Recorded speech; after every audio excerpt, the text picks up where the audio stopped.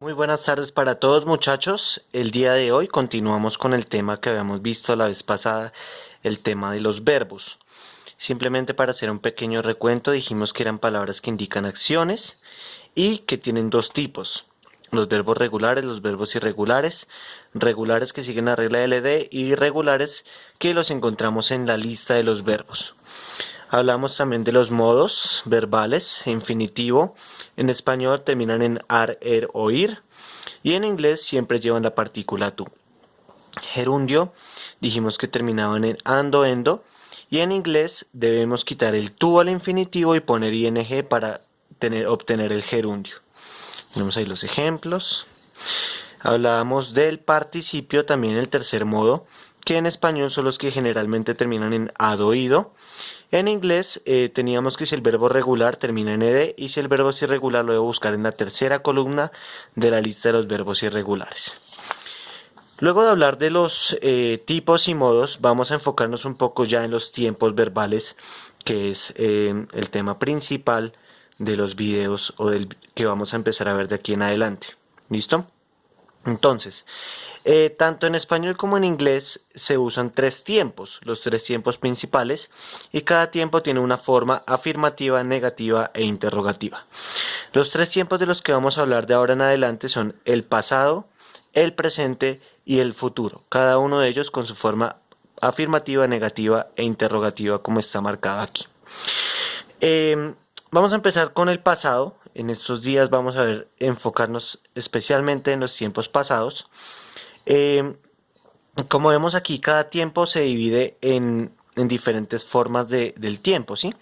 Tenemos pasado simple, pasado continuo o progresivo, pasado perfecto, presente simple, presente continuo o progresivo, presente perfecto.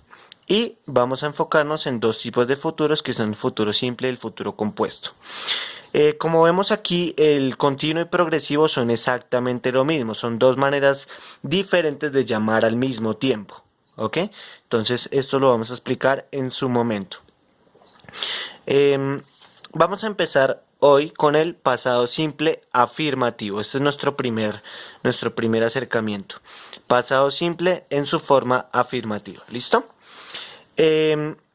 La manera de estudiarlos, o como vamos a ir haciéndolo, es definir qué indica el tiempo, ofrecer una fórmula y luego las diferentes notas o temas que hay que tener en cuenta para poder construir esos tiempos verbales. El pasado simple indica una acción que se realizó en el pasado. Esta forma se realizó, esto que está subrayado aquí, es la clave para entender los pasados simples. ¿Ok? Normalmente tienen este tipo de construcción, realizó. Por ejemplo, yo jugué, yo escribí, yo pensé, ellos fueron, nosotros estuvimos, ustedes pensaron. Todo ese tipo de verbos en ese estilo son pasado simple. ¿Ok? Vamos a ir trabajándolos poco a poco, pero esta es la fórmula que nos explica mejor cómo se realiza la acción o cómo se indica ese pasado simple. Una fórmula, la fórmula que vamos a manejar es siempre tenemos el sujeto y el verbo en pasado simple en inglés, ¿no? Aquí ya estamos hablando en inglés, sujeto más verbo en pasado simple. Tenemos aquí un ejemplo, el sujeto sería la tercera persona de singular femenino, pronombre personal she. Y el verbo que vamos a manejar en este pequeño ejemplo es el verbo to speak. Es un verbo irregular. Esta forma spoke la encontramos en la lista de los verbos irregulares. ¿Ok? Segunda columna que ya lo vamos a explicar. Traducción, ella habló. Como nos damos cuenta, estamos siguiendo el patrón de realizó. Ella habló.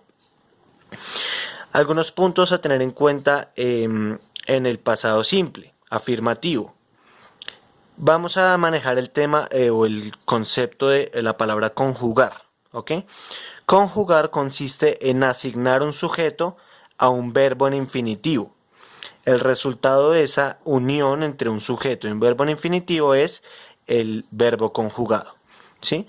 Por ejemplo, en este mismo que colocábamos aquí, tenemos el sujeto que es she y le unimos el verbo to speak en pasado simple. El resultado sería she spoke. ¿Ok? Entonces, este verbo spoke que vemos aquí ya está conjugado en tiempo pasado simple. ¿Por qué decimos que está conjugado? Porque ya está unido a un sujeto. Si yo dijera simplemente spoke, ahí estaríamos hablando del verbo en pasado simple sin conjugar. Cuando le asignamos el sujeto ya estaríamos conjugando el verbo. Esa conjugación se aplica en todos los tiempos, en todos los verbos. ¿Listo? Es el primer concepto, conjugar. También tenemos aquí el pasado simple de un verbo en inglés tiene dos formas. ¿Ok? Depende. Si el verbo es regular, en el pasado simple o para construir esa fórmula del pasado simple, esta que tenemos aquí, lo único que tenemos que hacer es colocar la terminación en ed. Pasa o es un caso bastante similar a lo que hablábamos del participio. Decíamos que los verbos regulares en su pasado simple y en participio terminan en ed. Entonces, si vemos un verbo en ed, podemos decir que es o un participio o un pasado simple. ¿Cómo sabemos qué es? Depende del contexto de la frase. Por ejemplo, aquí tenemos otra frase. Ella escuchó. Como vemos, ese escuchó sigue el patrón de lo que hablábamos anteriormente. Esto es un pasado simple. En inglés, como el verbo escuchar, to listen, es un verbo regular, en pasado simple se dirá she listened. Aquí tenemos el verbo conjugado porque está unido al sujeto y es un verbo regular. She listened, ella escuchó.